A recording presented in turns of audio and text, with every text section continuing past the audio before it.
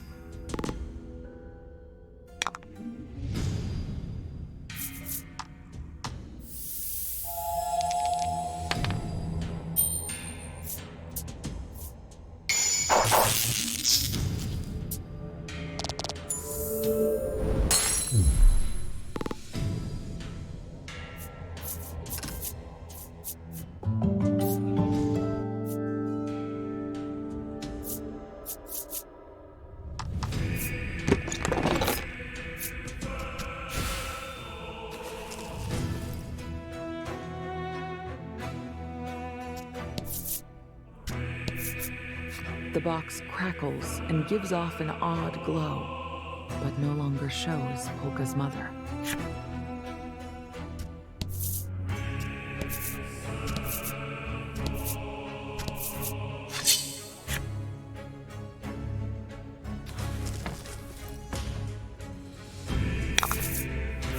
Battle time.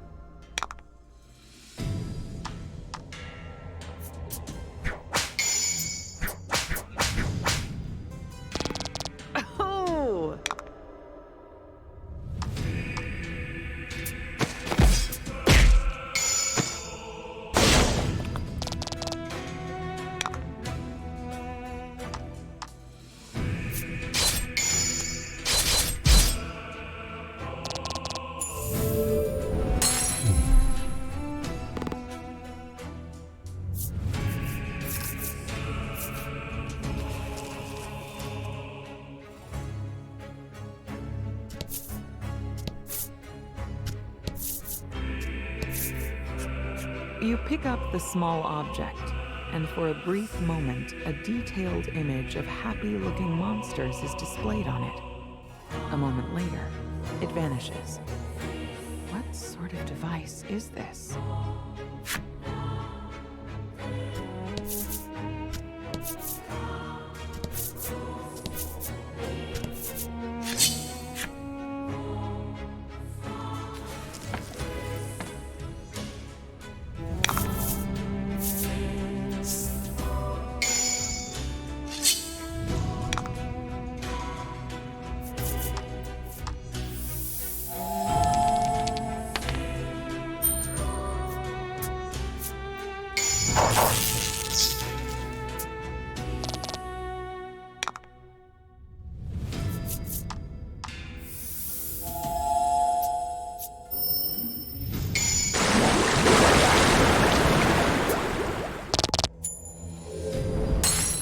Beautiful.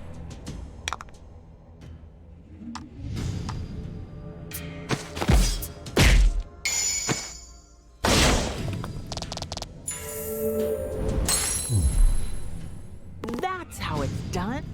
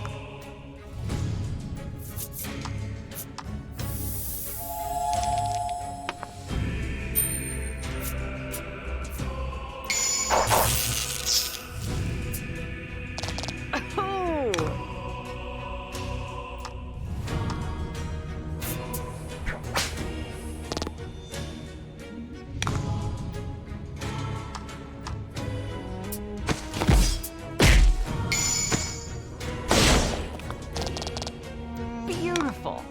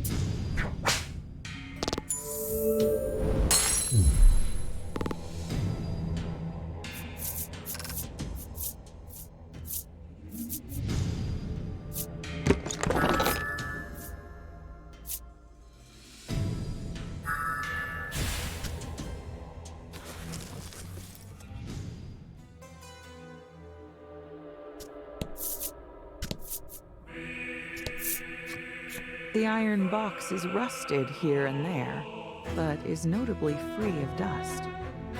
Maybe someone has been taking care of it.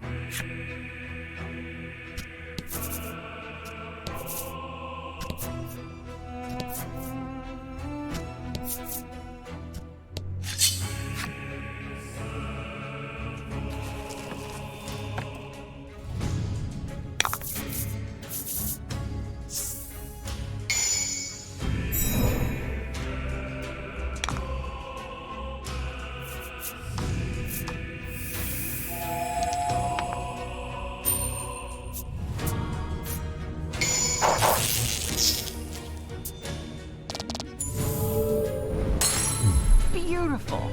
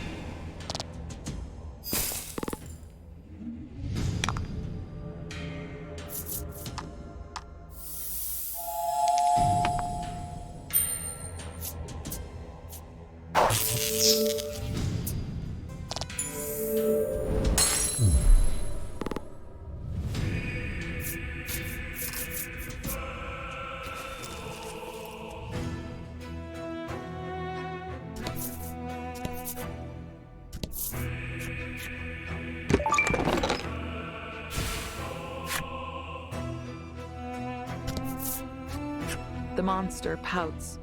I've got these amazing wings. I don't belong in this dingy place. I want to fly in the sky.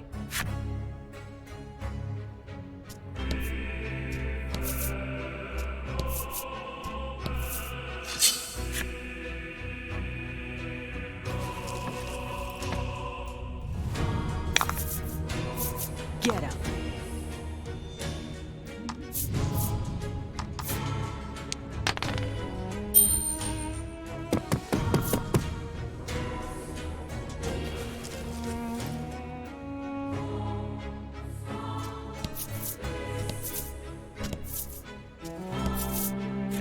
The image of Polka's mother is displayed on the metal box.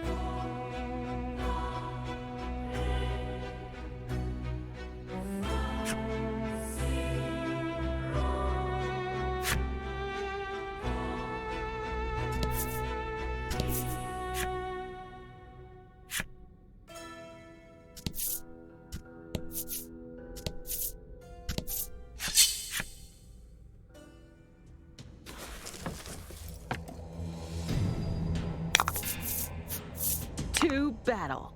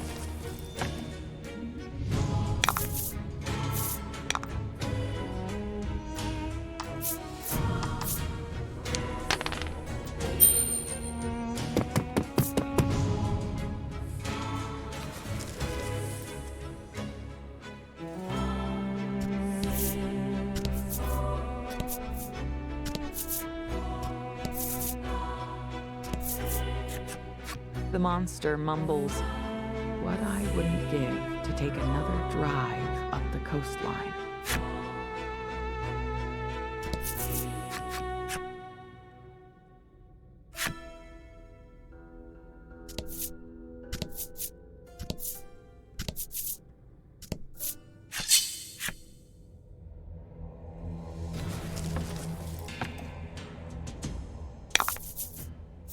To battle.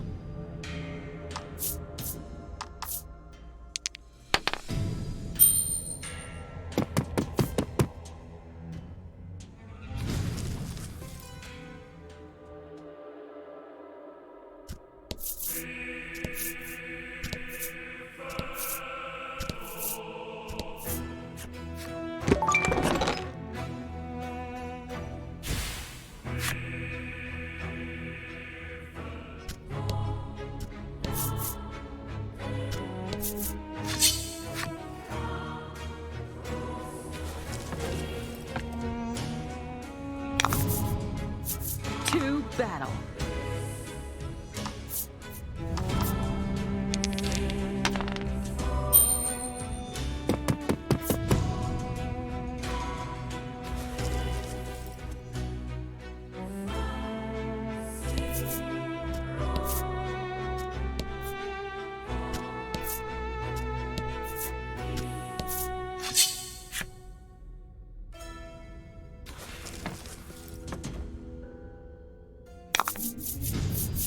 Get him.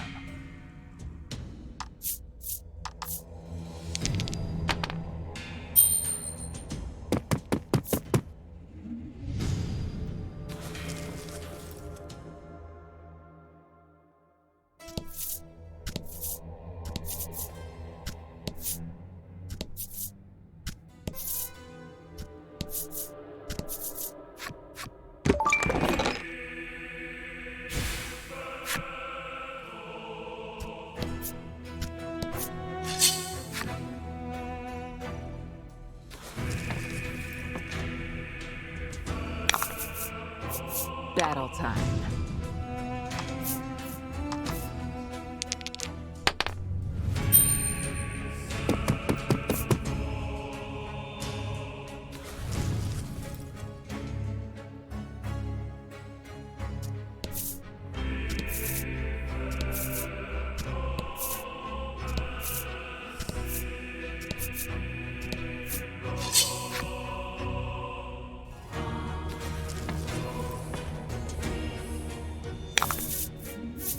Get him.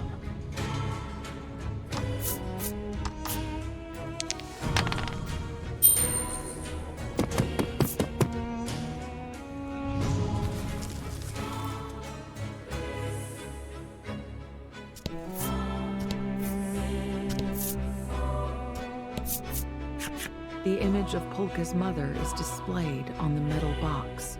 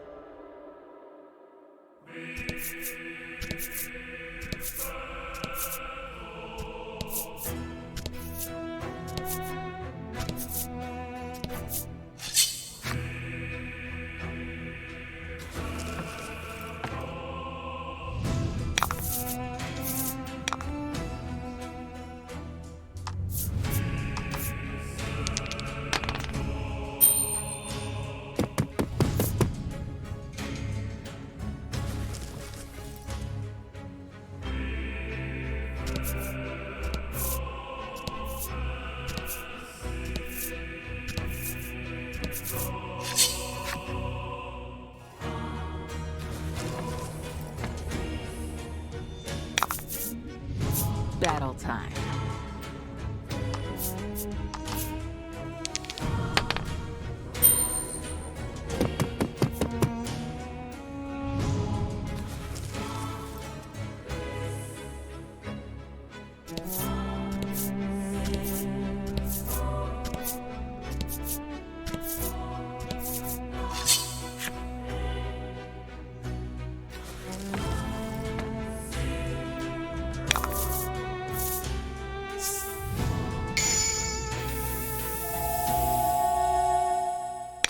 battle.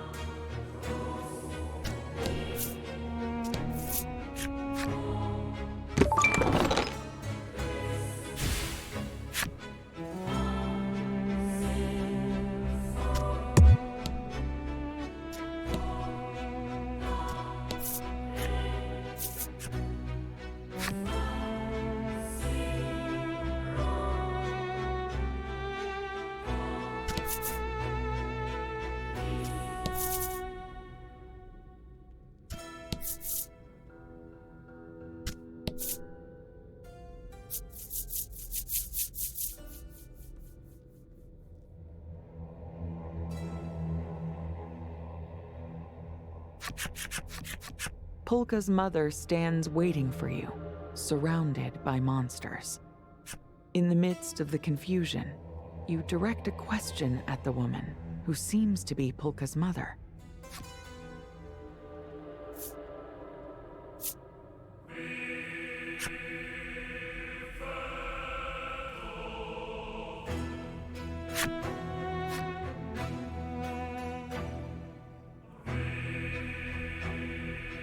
Visibly trembling, Polka forces a few words out. "Mom, why?" Mizara laughs gently, and then claims she will show you something good as a reward for making it all this way. She explains that this building was once a facility called a movie theater. The humans of old would come here to enjoy watching movies, fictionalized moving pictures that other people had made. However, Mizar says with a smile, "What I'm about to show you is no fiction. It is the true story of our world's monsters."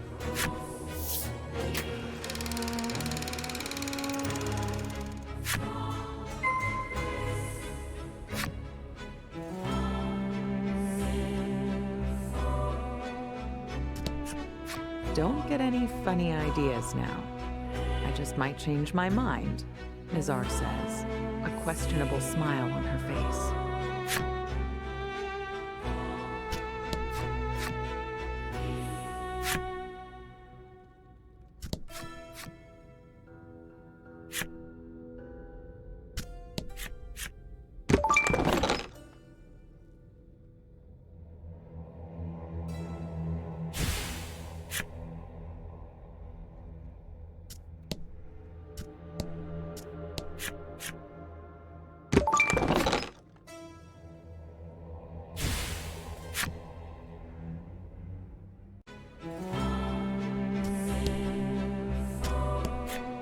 Now that you're seated, we'll begin the screening, Mizar says.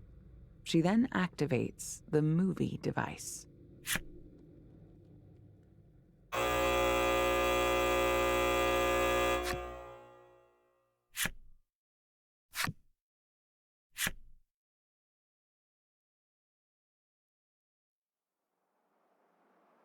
Once upon a time, there was a village in which humans dwelled. Terrible beasts called aberrants had descended upon this village. Amidst the chaos of fleeing inhabitants, a lone man fought back against the fiends.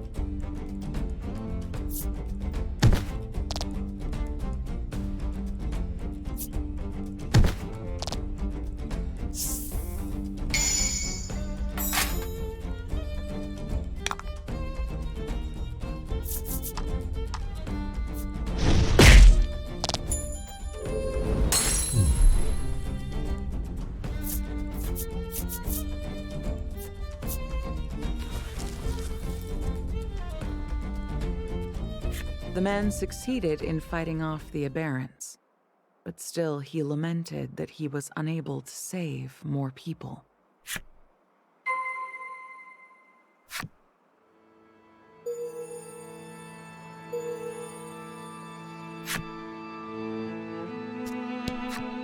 The girl sobs, "Mom, Dad, where'd you go?" The man knew that he could not stand by and let things continue as they were. And so he decided that he would work with the villagers to come up with a solution while time yet remained. "When will all the fighting end?" cries the old man, his voice breaking with indignation. In this era, the fires of war had spread across the world, and into that raging conflict came biological weapons, the aberrants. Their incredible power was meant to bring an end to the long years of bloodshed, and yet, in the disarray of war, the means to control these weapons was lost. Now, unable to be controlled, the aberrants went berserk and ultimately became an existential threat to humanity.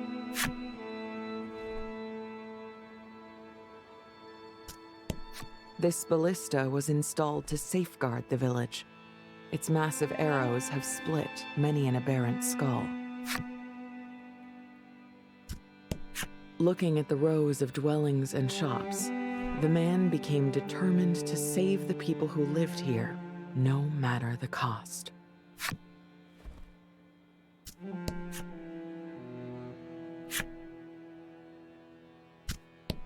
This concealed pit trap was dug in order to protect the village. A growing pile of aberrant corpses lies at its bottom.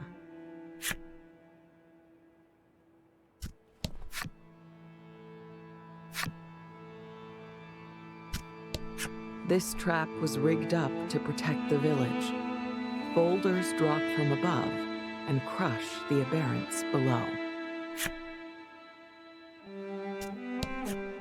One of the children cries out, "I'm so hungry, my stomach hurts." In this era, climate change had pushed the world to the brink of a major food crisis. This in turn caused skirmishes and outright war to break out all over.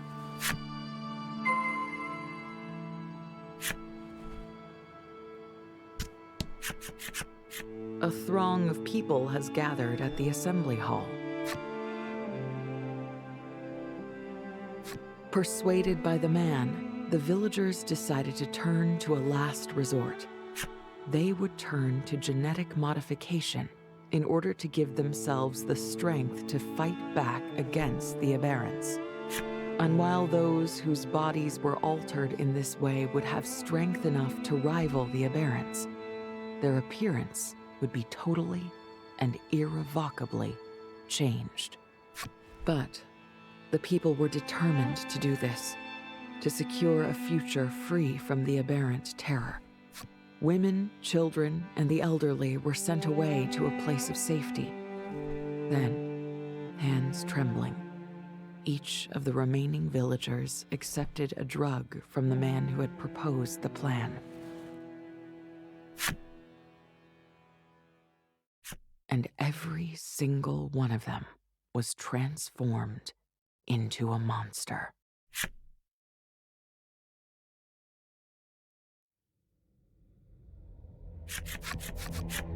Monsters are humans who evolved to protect others?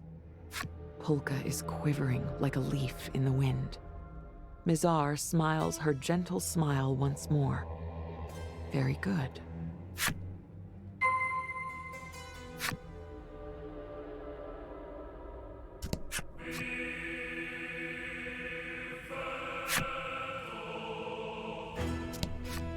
The monster mumbles a few forlorn words. We are human, same as you. He explains that it has been a long time since they last spoke to a human other than Mother, and themselves, he quickly amends. With an air of self-mockery, he adds, "Sometimes I forget."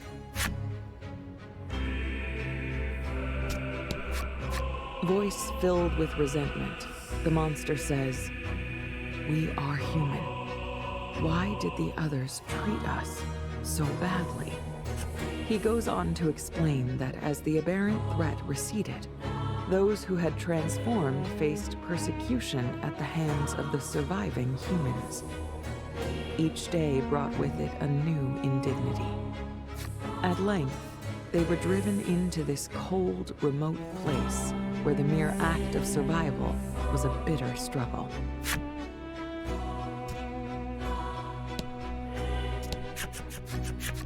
They saved humanity. Their reward? Slaughtered by the people they risked everything for, sneers Mizar.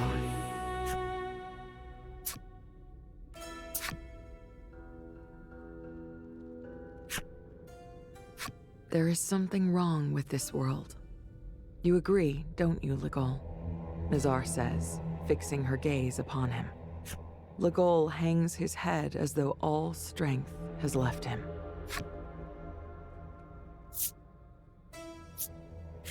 Legol says nothing. Instead, Mizar speaks up.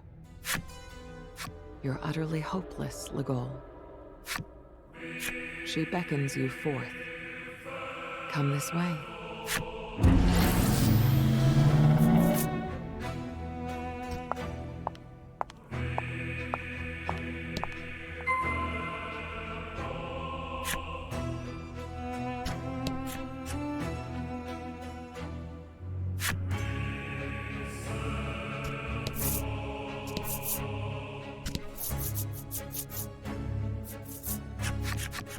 You follow Mizar into a small chamber, about which drifts a strange ambiance.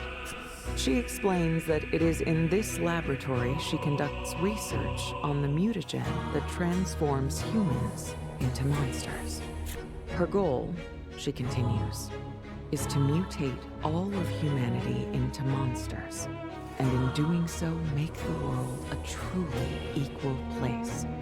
The four of you are at a loss for words. Even Trollis, normally full of bubbly curiosity, is silent.